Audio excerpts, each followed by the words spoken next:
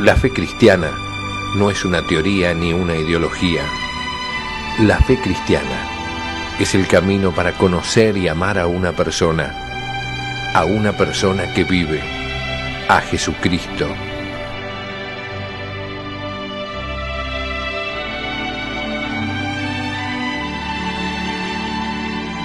La fe cristiana, un curso del Instituto de Formación Teológica por Internet que quiere ayudarte a crecer en el amor a Jesús, nuestro Señor. En nombre del Padre, del Hijo y del Espíritu Santo. Amén. Queridos amigos, nuevamente juntos en nuestro programa La Fe Cristiana, este programa que busca tratar los temas centrales de la fe católica. Ya estamos entrando en el tema 34, el quinto mandamiento de la ley de Dios, el quinto mandamiento del Decálogo. Ya son 53 los programas que hemos grabado. Hemos desarrollado todo el credo, la liturgia, los sacramentos, y ahora estamos en los mandamientos para terminar con ellos y después tratar sobre la oración. Bueno, todos recordamos entonces que el quinto mandamiento es no matarás, y sabemos que la vida es un don de Dios. Dios es quien ha dado la vida gratuitamente. La misma vida que nosotros tenemos no es nuestra, somos administradores de esta vida que Dios nos ha dado, que de alguna manera esta vida es el pasaporte a la bienaventuranza eterna. Somos peregrinos, no tenemos aquí morada permanente. Según cómo vivamos esta vida terrenal, será luego nuestra eternidad. Dice el Catecismo de la Iglesia Católica en su número 2258 que la vida humana es sagrada, porque desde su inicio es fruto de la acción creadora de Dios y permanece siempre en una especial relación con el Creador, su único fin. Nadie, en ninguna circunstancia, puede atribuirse el derecho de matar de modo directo a un ser humano inocente. Dios ha querido al hombre de una manera particular. Dios ama al hombre por sí mismo. El hombre no solo es criatura divina, sino que además es hijo de Dios, ¿no? Y ahí reside la especial dignidad de cada persona, ser hijo de Dios. Hemos sido creados a imagen y semejanza suya. Y el libro del Génesis, el Antiguo Testamento, el primero de los libros, nos muestra cómo el abuso de la vida ajena, ¿no?, se debe al pecado, ese desorden que ingresó en la creación con el pecado de Adán y Eva, y se manifiesta también ese desorden en aquel pecado tremendo de Caín, que mata a su hermano, el justo Abel. Pero tal es el amor de Dios por la vida que Yahvé protege la vida de Caín, que había derramado la sangre de su hermano, cometiendo un grave homicidio. Por eso nadie debe tomarse la justicia por mano propia, y nadie puede abrogarse el derecho de disponer de la vida del otro. Este mandamiento está dirigido fundamentalmente a los hombres, ¿no?, a otros seres humanos. Dios, cuando realizó la creación, la puso a disposición del hombre para que la cuidara, para que la hiciera fructificar. Por lo tanto, digamos, a la creación hay que cuidarla, incluso pensando en las próximas generaciones, ¿no? Pero el mandamiento de no matar hace relación directa a los hombres, no se refiere a ninguna otra especie del mundo animal. Pero eso no quita que seamos nosotros administradores y no dueños de la creación. Y como administradores justamente debemos respetar la creación, también los animales. Por eso habrá animales en extinción que están vedados su caza, o habrá también periodos de protección en los momentos en que, en fin, quizás los animales están en un periodo de cría. Así que, pero no porque los animales tengan derecho, sino porque quienes tienen derecho son las demás personas, digamos, a que esos animales continúen existiendo, por ejemplo. Bueno, plenitud de este mandamiento. Evidentemente, el no matar a una persona, digamos, es el límite, ¿no? Porque justamente el Hijo de Dios está llamado a amar a Dios sobre todas las cosas, y al prójimo como uno mismo, ¿no? Y después nos vendrá a decir Jesús que al prójimo hay que amarlo como Él nos amó. Por lo tanto, la misericordia y el perdón, que son tan propios de Dios, es un imperativo, una invitación, una obligación por parte de todos los hombres. Cuando Jesús le pregunta a Jesús, bueno, ¿hasta cuántas veces tengo que perdonar a mi hermano? ¿Hasta 7 veces en un día? Bueno, y Jesús dice, hasta 70 veces 7, como para manifestar la misericordia y el perdón que nosotros debemos a todas las personas. También recordamos aquella parábola, ¿no?, del hombre que se le perdonó muchísimo, una deuda tremenda. Imaginémonos varios millones de dólares que se le fue perdonado y olvidado, y de pronto ese mismo, a quien se le perdonó tanto, no es capaz de perdonar una deuda ínfima, ¿no? Sería una injusticia tremenda, ¿no? Y bueno, de la misma manera, así como Dios nos ha perdonado tanto a cada uno, también nosotros estamos obligados a perdonar a los demás. Además, también en el Padre Nuestro rezamos y le pedimos al Señor que perdone nuestras ofensas, como también nosotros perdonamos a los que nos ofenden.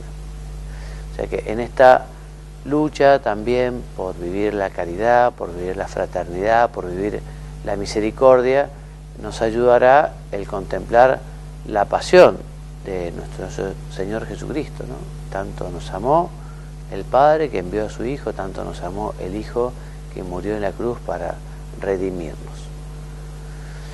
Muy bien, también nos puede ayudar a vivir la caridad el pensar que al final de los tiempos también habrá un juicio, ¿no? Un juicio personal, un juicio particular, luego un juicio universal, y a cada uno se lo medirá según cómo ha medido, cómo ha amado, cómo ha querido al prójimo, a los demás, a Dios evidentemente.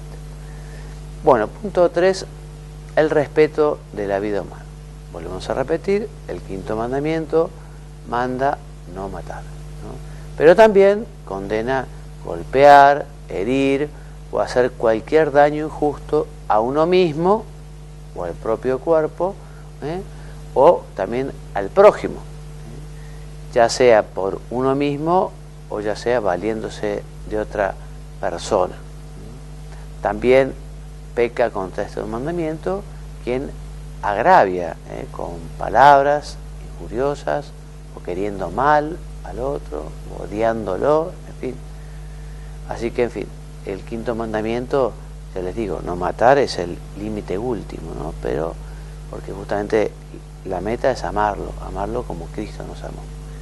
En este mandamiento también se prohíbe darse muerte a uno mismo, el suicidio.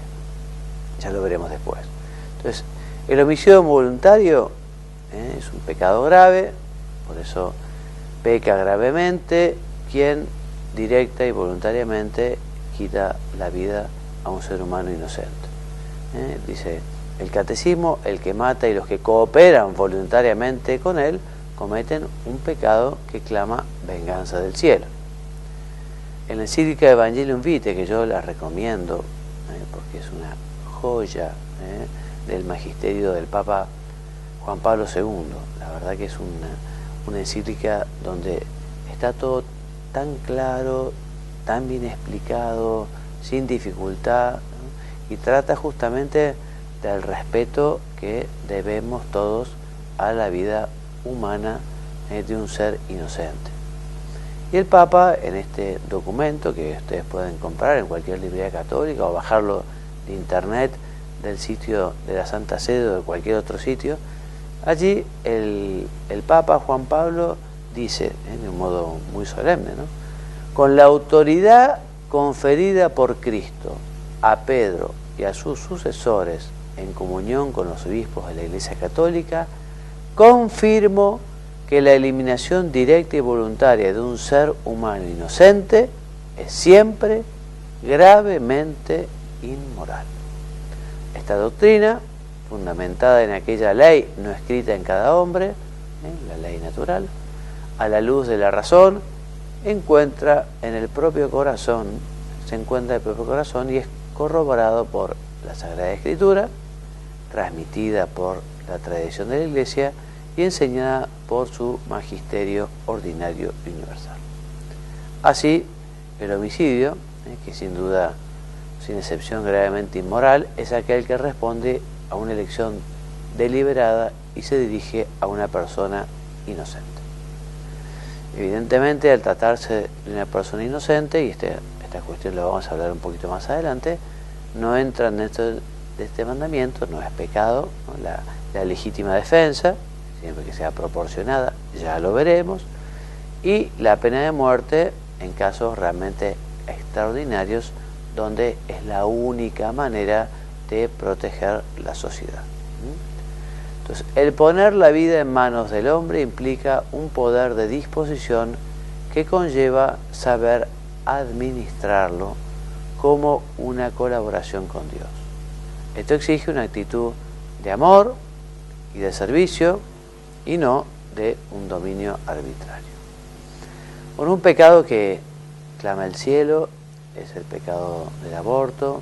Hoy el lugar más peligroso, me parece una paradoja, ¿no? Pero el lugar más peligroso para un ser humano es el vientre materno. Muchos más muertes por aborto en el mundo que por accidente de autos o por infarto o cualquier otro pecado. Entonces la vida humana debe ser respetada y protegida de manera absoluta desde el momento de su concepción. Ya tenemos una persona, ya tenemos un hombre, es cuestión de darle un poco de tiempo para que después, en fin, pueda llegar a ser, no sé, un elector o un candidato o un presidente, pero ya es persona desde el momento de su concepción. Por eso no es admisible ningún tipo de discriminación hacia las personas. Evidentemente no se puede matar, eso es gravísimo, ¿no? A un nasciturus, a un por nacer, a un hombre, una persona ya engendrada. Entonces con esto también se ponen límites a lo que es la investigación. Muchos límites tiene la investigación, incluso la experimentación con animales, tiene también todos unos protocolos que hay que respetar. En fin, evidentemente no se puede manipular los embriones, no se puede experimentar con vidas humanas, sería un pecado muy grave. Definimos el aborto directo, es decir, querido como fin o como medio, es siempre un desorden moral grave en cuanto a la eliminación deliberada de un ser humano inocente. La expresión como fin o como medio comprende dos modalidades de la voluntad directa. En este caso, el que actúa quiere conscientemente matar y por eso cumple la acción. Ninguna circunstancia, ninguna finalidad, ninguna ley del mundo podrá jamás hacer lícito un acto que es intrínsecamente ilícito, intrínsecamente inmoral, intrínsecamente injusto, inicuo, por más que la ley civil lo avale, no deja de ser un pecado, una inmoralidad. Ya vamos a ver cómo en algunas circunstancias, cuando indirectamente puede llegar a tener algún contratiempo o incluso algo grave, cuando no se busca directamente la muerte del niño, sino como algo indirecto, no querido, pero como una consecuencia. Les voy a dar un ejemplo porque a veces esto no se entiende bien. Una persona que padece un grave cáncer y la única forma de curarla es con un medicamento, con quimioterapia, en fin. Lo que no se puede hacer es matar al niño para después hacer el tratamiento de la madre. Eso no se puede hacer, es un aborto directo. Ahora, si para salvar a la madre yo le doy una medicación o tengo, digamos, un tratamiento que es el adecuado para esa enfermedad y se le aplica a la madre ese tratamiento, y si por eso de un modo indirecto, incluso muchas veces no querido, se tiene un contratiempo con el nasciturus, es distinto al aborto directo, ¿no? Evidentemente tiene que haber proporción, ¿no?, entre el medicamento, la medicación, el tratamiento, ¿no?, que realmente sea justamente para salvar a la madre, y justamente que pueda tener como consecuencia secundaria, no querida, por eso nunca es ni como fin ni como medio. Ustedes ven que la diapositiva está con letra itálica, ¿no? Entonces la expresión como fin o como medio comprende estas dos modalidades de la voluntad directa. En el caso se actúa, lo que se quiere hacer es matar directamente. En cambio, en el otro caso lo que se quiere hacer es buscar la curación de esa madre por esa enfermedad, con ese tratamiento, que es lo que corresponde, y quizá indirectamente tiene otras consecuencias. Supongo que se entenderá. Entonces, ninguna circunstancia, ninguna finalidad, ninguna ley del mundo podrá jamás hacer lícito un acto que es intrínsecamente ilícito, injusto, inicuo, malo, inmoral. El respeto de la vida debe ser reconocido con el fin que ninguna actividad individual o estatal puede superar.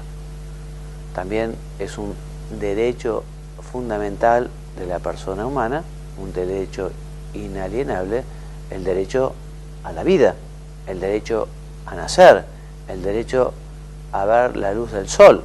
Y ese derecho lo tiene justamente el por nacer, el nasciturus, el ser humano engendrado. Así que, y esto es realmente un elemento constitutivo de la sociedad civil y de su legislación, y como tal debe ser reconocido y respetado tanto por parte de la sociedad como de la autoridad política. Y cuando una sociedad, cuando una autoridad política, cuando una nación, cuando un país, cuando un Estado no tutela este derecho esencial de la persona, en fin, el Estado, la nación, el país queda a merced de cualquier otra barbaridad, ¿no? Porque realmente esto es muy grave. Es de las cosas más graves. Si ya se permite matar a un ser humano inocente, en fin, después, ¿qué es lo que queda? Posiblemente lo que suele suceder es, primero matan al no nacido, después al anciano, porque cuesta dinero, porque algunos dicen como excusa, porque sufre, ya vamos a hablar de esto, de la eutanasia, pero, en fin, es tremendo, ¿no? Entonces, los estados, las naciones, los países, los legisladores tienen un deber fundamental de proteger la vida humana, desde su concepción hasta su muerte natural. Las leyes injustas o inicuas no solo no crean ninguna obligación de conciencia, sino que por el contrario establecen una grave y precisa obligación de oponerse a ella mediante la objeción de conciencia. O sea, un médico, evidentemente, si es cristiano, no puede hacer nunca un aborto, jamás, ¿no? Jamás lo pueden obligar, aunque a veces quizá, en fin, hay leyes que son gravísimas, y por ejemplo hay concursos en la Argentina, en la provincia de Buenos Aires, la persona tiene que firmar si quiere acceder a ser médico de planta que no se opondrá a la realización de un aborto. O sea que en esto hay una discriminación y una persecución tremenda a los que defienden la vida. Y esto es gravemente injusto. Y además, en fin, le hace un grave daño al país, y más países como el nuestro, que lo que necesitamos son argentinos, pero en todo el mundo. Y además, en fin, pienso que tendrán quienes se dedican a esto, que han jurado por Dios y por la patria, y dicen Dios y la patria nos lo demanden. En fin, no sé si la patria se los demandará, pero Dios se los va a demandar, porque realmente este pecado es gravísimo, gravísimo. Y quienes colaboran en esto, con estas legislaciones terribles que apoyan estas leyes tan injustas, el día de mañana tendrán que vérselas con Dios, ¿no? En fin. También es importante decir que, puesto que debe ser tratado como una persona desde la concepción, el embrión deberá ser defendido en su integridad, cuidando y atendiendo médicamente, en la medida de lo posible, como todo otro ser humano. Y es tan grave esto para la Iglesia que además de ser un pecado, también es un delito, un delito. La Iglesia tiene leyes, también tiene leyes penales, también tiene sanciones penales, ¿no? Por eso incurren en el delito de aborto, que es un delito que tiene como sanción la excomunión, no solo aquella persona que lo realiza, sino también todos los médicos y también las enfermeras. Para incurrir en esta sanción canónica, las personas tienen que saber que existe este delito y tienen que saber que existe esta pena. No tiene que haber atenuantes, pero si se dan todos los requisitos, incurren en esta excomunión late sentenze y tendrán que pedir habitualmente el obispo, es quien puede levantar esta censura canónica. Hablando de la eutanasia, estábamos hablando de la eutanasia, en un sentido verdadero propio se debe entender una acción o una omisión que por su naturaleza y en su intención causa la muerte con el fin de eliminar cualquier dolor. A veces puede llegar a ser una causa entre comillas noble, pero de noble no tiene nada, porque nadie tiene derecho a matar a un anciano. Más hoy con los cuidados que se pueden llegar a tener a las personas enfermas y con los calmantes que existen, nadie tiene por qué sufrir, nadie tiene por qué tener dolor. Hoy la tecnología en medicina y en medicamentos hace que todo el tema del dolor, pero matar a un ser humano, me contaban cómo en Holanda, cuando pusieron la eutanasia, muchos ancianos huían despavoridos a otros países cuando cumplían cierta edad o estaban enfermos, porque, en fin, hasta los mismos hijos o los otros parientes pueden mandar a que maten a aquel pobre anciano. Es una grave violación de la ley de Dios en cuanto a eliminación deliberada y moralmente inaceptable de una persona humana.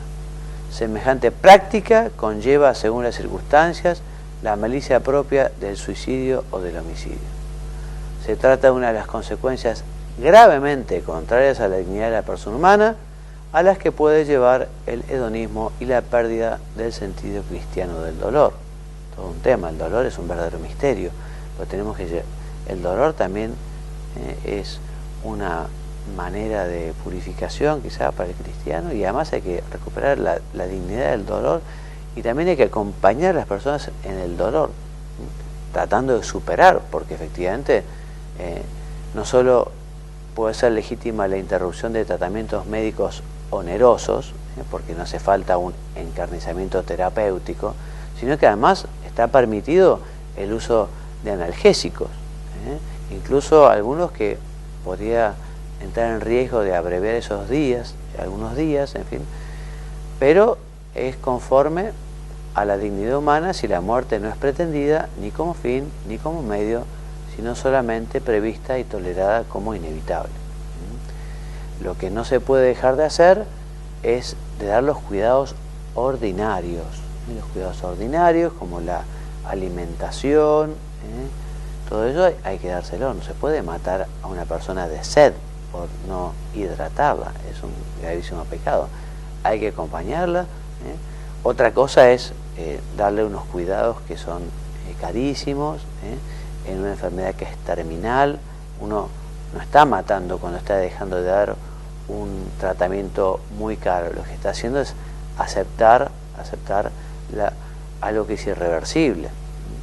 Además, en este sentido, muchas veces, cuanto más humano, yo no digo cristiano, cuanto más humano es quizá traer a aquella persona que está enferma, el padre, el abuelo, en vez de que muera solo y triste, abandonado en una unidad de cuidados intensivos lleno de cables, ¿no?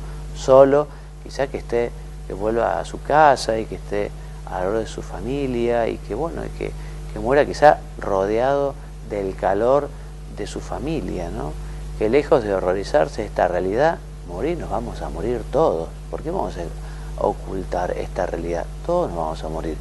Y lo que hay que hacer es justamente ayudar a las personas a que mueran lo más humanamente posible, lo más acompañadamente posible, ¿no?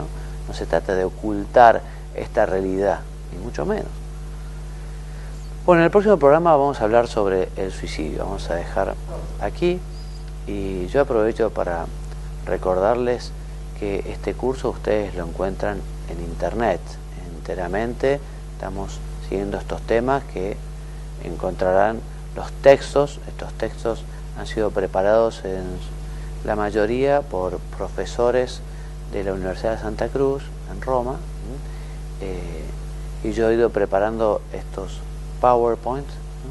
Entonces uno puede encontrar en internet toda esta documentación. Estos mismos videos están preparados para aulas virtuales, ¿no? Entonces uno puede hacer el curso y tener el video del programa, tener el archivo en Word o PDF, también tiene el audio en MP3, la presentación en PowerPoint, y como es un curso, también quien responde satisfactoriamente los cuestionarios o las reflexiones pedagógicas puede acceder también a un certificado, ¿no? Este curso se llama La Fe Cristiana. Y lo pueden encontrar tanto en el sitio www.institutodeteología.org como en encuentra.com. Todos los cursos del Instituto de Formación Teológica por Internet funcionan en la plataforma Moodle de encuentra.com, pero pueden ingresar tanto por este sitio www.institutodeteología.org como directamente por Encuentra, ¿no? Y además no solo está este curso, hay como 50 cursos y también una escuela virtual para catequesis, de la cual les hablaré en el próximo programa. Me despido enviándoles bendición, que Dios los bendiga y los haga muy santos. Amén.